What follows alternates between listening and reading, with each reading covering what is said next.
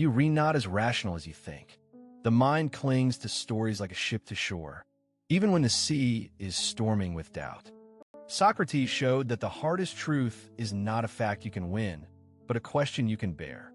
In a world overrun by quick conclusions, the ancient Greek picked at the roots of human nature with patient insistence.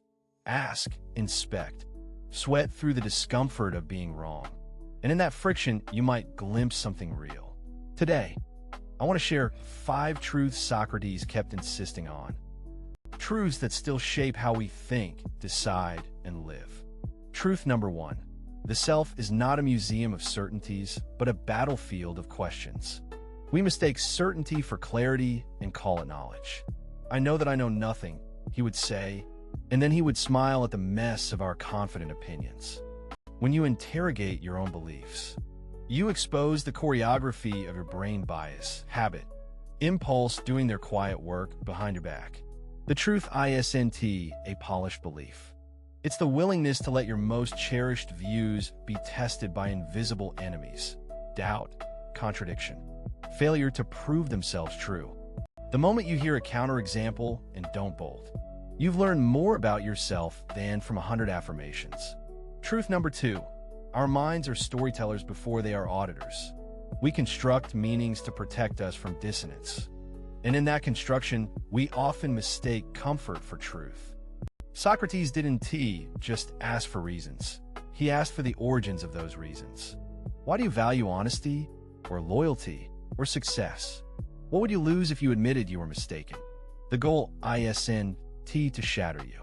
It's to separate the narrator from the facts, so you can rewrite the story with more accuracy and less fear. In everyday life, this happens when we defend a political stance with a tale that ignores inconvenient data, or when we cling to a habit because the habit feels safer than the unknown. The discipline of philosophy, in Socrates' sense, is the discipline of becoming kinder to our own contradictions. Truth number 3. Action exposes belief more reliably than speech does. If you want to know what someone truly thinks, watch their choices under pressure, not their preferred labels. Socrates walked the streets and asked the tough questions not to win debates, but to illuminate choices people kept dodging. Do you practice mercy when it costs you? Do you tell the truth when it hurts your standing? The behavior under stress is the most honest mirror we own. When you confront your own bad choices without excuse, you begin to distinguish the value you claim from the value you live. The result isn't self-flagellation. It's a more honest alignment between intention and action. Truth number 4. Moral courage is a skill, not a spark. Virtue isn't a rare emergency that descends like a rainstorm.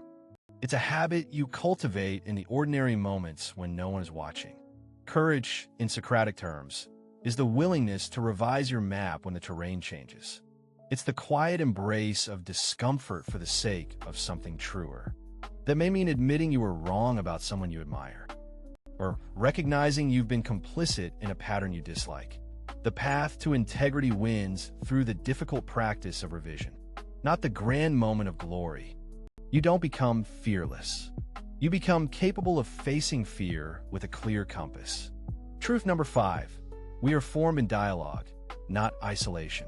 The city, the classroom, the dinner table, the crucible where character hardens or softens is a chorus, not a solitary solo. Socrates believed truth emerges in conversation, where you test your ideas against other minds that don't share your reflexes. The danger of digital echo chambers is not merely content. It's a fracture of your social self. You are who your conversations make you. To know yourself, you must allow others to challenge your comfort and to carry your questions when you cannot carry them alone. Now, a turning point. Imagine Socrates stepping into our era, not as a hero, but as a patient trainer for the mind. He would remind us that certainty is a sedative, not a compass. He would urge us to welcome the friction of honest disagreement, to savor the moment when our easy answers crumble and reveal a path we hadn't seen. The paradox is this: the more you question what you think you know, the more you begin to know what you are capable of learning. The more you listen, The louder your own inner voice can speak with clarity when it matters most. If there is a single through line to these 5 truths, it's this. Your mind wants comfort, your future needs honesty.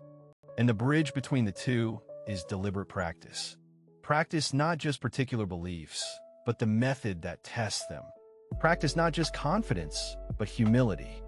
Practice not just outcomes, but the very habits by which you judge outcomes. The Socratic method is less a tool and more discipline, a way to keep meeting reality with an open heart and a steady gaze. So how do you apply these 5 truths when the day grows heavy and the world demands swift conclusions? A question you pose to yourself each morning, and a response you write at night.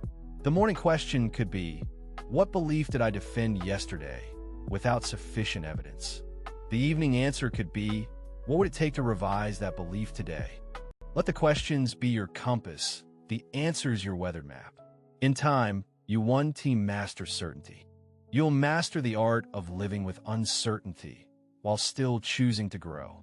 The challenge isn't to become perfect, it's to remain teachable. The strength you am building isn't willpower alone. It's the refusal to let a single story decide your life. Socrates didn't give easy conclusions. He gave the skill that makes hard truths manageable, the courage to ask again, the patience to listen, and the humility to change your mind when the world proves you otherwise. As you walk away from this, consider the quiet revolution you're invited into. A life where questions outrun answers, where discomfort is a mentor, and where your character is measured not by the polish of your beliefs, but by the integrity of your inquiry. The 5 truths aren't antiquated slogans. They're a practical lens for a life worth living in a time when distraction, certainty, and speed pull us away from ourselves. One more reflection, and then the road you take is yours. The ancient teacher didn't promise a painless route. He offered a compass that only works when you keep turning it. If you stay curious, your mind will grow resilient enough to hold paradox, your heart durable enough to bear responsibility, and your conversations brave enough to keep you honest. So I'll leave you with this. The work of living well is less about having the right answers and more about asking the right questions in the right places, with enough humility to hear where they lead you. And in that listening, you might discover that the best version of you is not a fixed ideal, but a continuous act of becoming. What question will you ask today that could change how you see yourself tomorrow?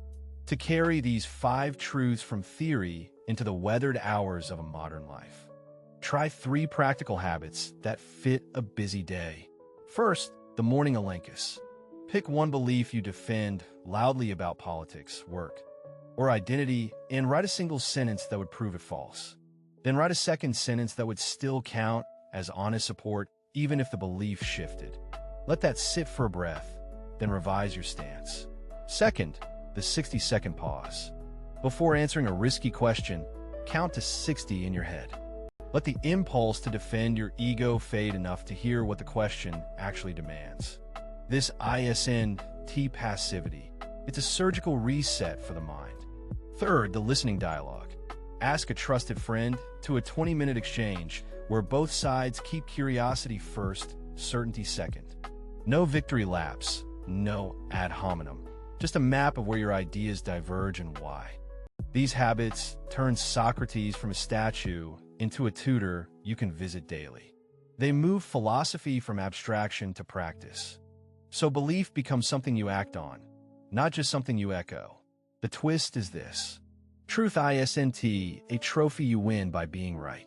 It's a compass you're aligned when you wander. The more you test your bearings, the less you fear getting lost.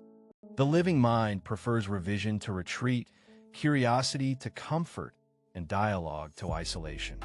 If you carry these habits forward, you'll notice conversations shift before opinions do. People feel seen because you've learned to listen for the reasons behind their reasons, not just the surface of their rhetoric. And you'll sense a paradox Socrates would recognize. Belief grows strongest where it's most carefully examined. So I'll ask again, with a fresh angle. What belief are you most certain about today? And what would it take to doubt it well enough to learn something new? The work of living well is continuous, not dramatic. It happens in small rooms, kitchens, classrooms, trains, mornings. That S where truth becomes trust, and trust becomes a